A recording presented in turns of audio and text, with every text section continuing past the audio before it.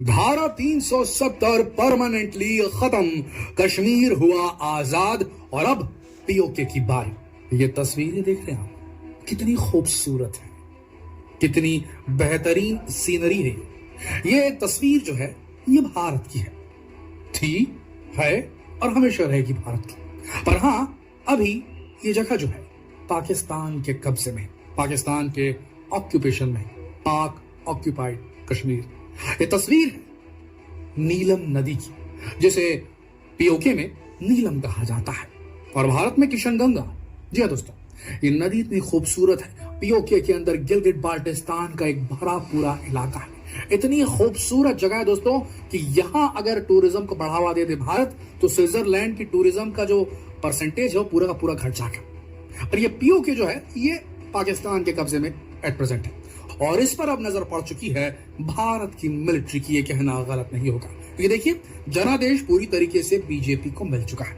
मोदी सरकार पूरी तरीके से जो है जीत दर्ज कर चुकी है राज्यों के चुनाव में। और ये मान के चलिए, अगला मैनिफेस्टो पीओके रहने वाला है।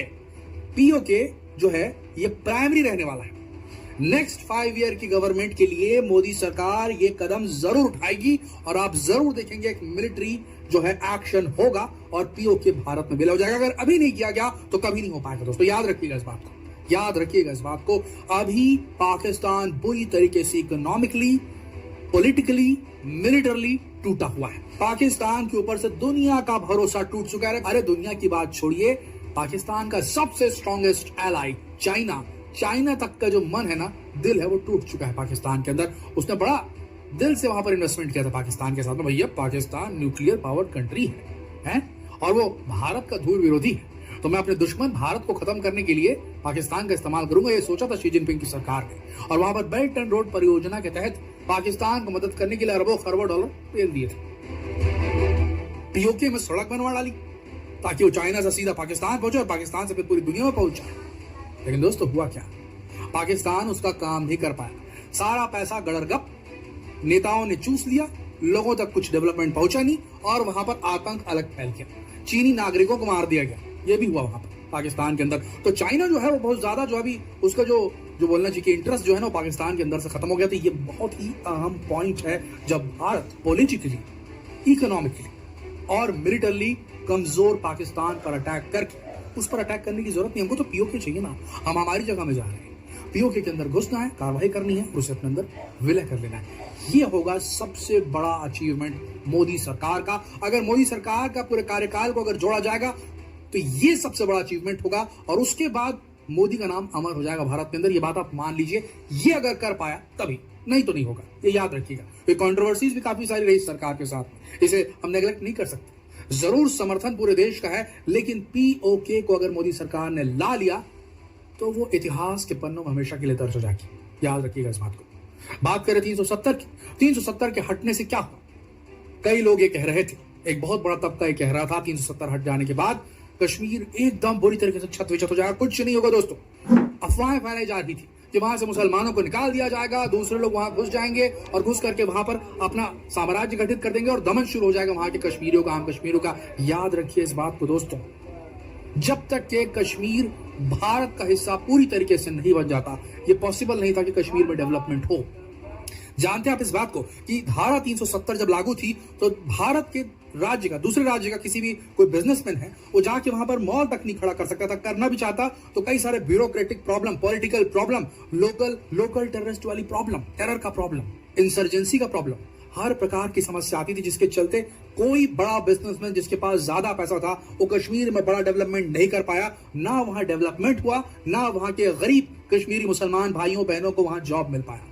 तो ये 370 धारा के अंदर था कि कोई दूसरा व्यक्ति, दूसरे राज्य का व्यक्ति, बिजनेसमैन वहां जाकर के अपना जमीन खरीद करके वहां पर डेवलपमेंट नहीं कर सकता। जो करना है कश्मीरियों को ही करना था और कश्मीरियों के पास इतना फाइनेंशियल फंड नहीं था कि वो ऐसा कर सकते। आप पूरा भारत कश्मीर के पीछे है, क्योंकि अब 370 धारा हट चुकी है। अब भारत का कोई बिजनेसमैन चाहे तो वहां जाके जमीन खरीद सकता है अगर वो बिकाऊ है तो, और उसके बाद वहां पर डेवलपमेंट के कार्य कर सकता है। वो भी पैसा कमाएगा, भारत भी पैसा कमाएगा और आम कश्मीरी भी पैसा कमाएगा। याद रखिएगा, कश्मीर की सबसे बड़ी इनकम जो आती है वहां की बेहतरीन खेती, केसर की खेती दोस्तों पूरी दुनिया में, भारत में, कश्मीर में होती। पूरी दुनिया में सबसे फेमस है कश्मीर का केसर। खेती जबरदस्त, क्या एप्पल के बागान है, क्या वहां ड्राई फ्रूट के बागान है, और सबसे बड़ा है वहां का टूरिज्म। टूरिज्म को बढ़ावा देने के लिए वहां इंफ्रास्ट्रक्चर चाहिए, इंफ्रास्ट्रक्चर के लिए पैसा लगता है, वो आम कश्मीरियों के पास नहीं था। अब पूरा देश वहां इन्वेस्ट करेगा तो क्यों कश्मीर डेवलप नहीं होगा? ये सब बातें अफवाह थी कि वहां जाकर के मुसलमानों को हटा दिया जाएगा, ये सब गलत था। ये सारा ढकोसला था ताकि वहां की लोकल पार्टीज कश्मीर को एक अलग एंटाइटी बना के रखे, अलग ही दुनिया में रखे, वैक्यूम में उनको रखे। आप सुनेंगे 370 धारा में क्या था, आपका दिल दहल जाएगा। 370 धारा में यह था कि अगर कोई कश्मीरी महिला भारत के दूसरे राज्य के किसी मुसलमान के साथ शादी कर लेती तो उसकी कश्मीरी नागरिकता खत्म। सुन लीजिए इस बात को, वो अब चाहे तो वो कुछ जमीन नहीं खरीद सकती वहां कश्मीर के अंदर, सुनिएगा इस बात को। और अगर कोई कश्मीरी महिला, 370 धारा के अंदर यह था, अगर कोई कश्मीरी महिला जो है पाकिस्तान के किसी युवक के साथ शादी कर लेती है तो उस युवक को भी जो कि पाकिस्तानी है उसे कश्मीर की सिटीजनशिप मिल जाया करती थी। ये 370 धारा के अंदर था। अब इस 370 धारा खत्म होने के बाद देखिए क्या होगा। वहां से घुसपैठ जो हो रही थी इस तरीके से, क्या वो बंद नहीं होगी?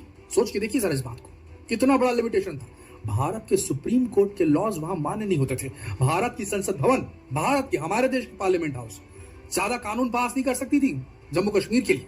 वहां के लोगों के लिए यह जरूरी नहीं था, यह अनिवार्य नहीं था कि वो देश के तिरंगे झंडे का सम्मान करें, उनका अलग झंडा था, रियलिटी। तो 370 धारा हटने के बाद भारत का एक अभिन्न अंग बन चुका है कश्मीर। इससे बड़ी सफलता नहीं हो सकती दोस्तों। बात करें डेवलपमेंट की तो वहां डेवलपमेंट बढ़ेगा, वहां पर सुरक्षा बढ़ेगी, सुरक्षा लगातार बढ़ रही है, वहां शांति होगी। देखिए एक बात बताएं आपको, वहां पर जो टेररिज्म हो रहा था वो कश्मीरियों का विद्रोह नहीं था, वहां जो पत्थरबाजी हो रही थी वो आम कश्मीरियों का विद्रोह नहीं था। आप समझिएगा इस बात को। हर जगह 1-2% विद्रोही गुट तो होते ही हैं, हर जगह है, वहां भी थे। लेकिन वहां पर प्रॉब्लम क्या हो रही थी, दूसरे देश से, पड़ोसी पाकिस्तान से टेररिस्ट आते थे, भारत के फौजियों पर हमला करते थे। और अब भारत के फौजी, भारत की आर्मी जो है वो पता करती थी कि ये जो पड़ोसी देश से, मुल्क से जो टेररिस्ट आए थे वो कहां रुके थे।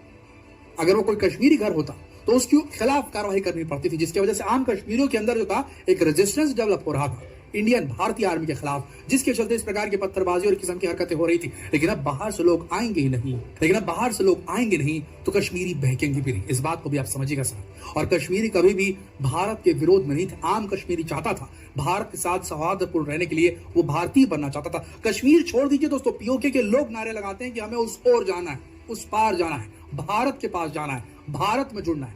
कई बार ये खबरें आई हैं कि पीओके के अंदर नारे लगे थे जब वहां पर खाने के लिए आटा नहीं था। जी हाँ दोस्तों, ये रियलिटी है। तो कश्मीर के अंदर भी बहुतायत में भारतवासी लोग हैं, भारत का समर्थन करने वाले, भारत के कॉन्सेप्ट को मानने वाले लोग हैं। और उन्हें जब रोजगार मिलेगा ना, हंस करके सेवा करेंगे वो भारत मां की। रियलिटी है दोस्तों, और ये होने वाला है। वहां पर, वहां डेवलपमेंट होगा, वहां पर रोजगार मिलेगा, और वहां पर हमारे भाई बहन जो हैं, जो मुस्लिम कश्मीरी भाई बहन हैं, उनको भी डेवलपमेंट मिलेगा। ये वो स्टेप है जिसका समर्थन देश के हर मुसलमान को करना चाहिए। और याद रखिएगा, भूलिएगा मत, अभी तो कश्मीर आया, अभी तो पीओके भी आने वाला है। और तस्वीरें हमने आपको दिखाई दी ना, हुंजा वैली वाली, नीलम घाटी वाली। यार वो पीओके चाहिए, क्या आपको चाहिए कि नहीं चाहिए? पीओके हमें वापस चाहिए कि नहीं चाहिए, नीचे कमेंट सेक्शन में जरूर लिखें। जितना हो सके इस वीडियो को शेयर करें, हर ग्रुप में शेयर करें, हर व्हाट्सएप ग्रुप में शेयर करें, हर फेसबुक पेज ग्रुप में शेयर करें, फैलाएं। बहुत अच्छी खबर है, इसे शेयर करना जरूरी, आप सबका एक फर्ज है करना।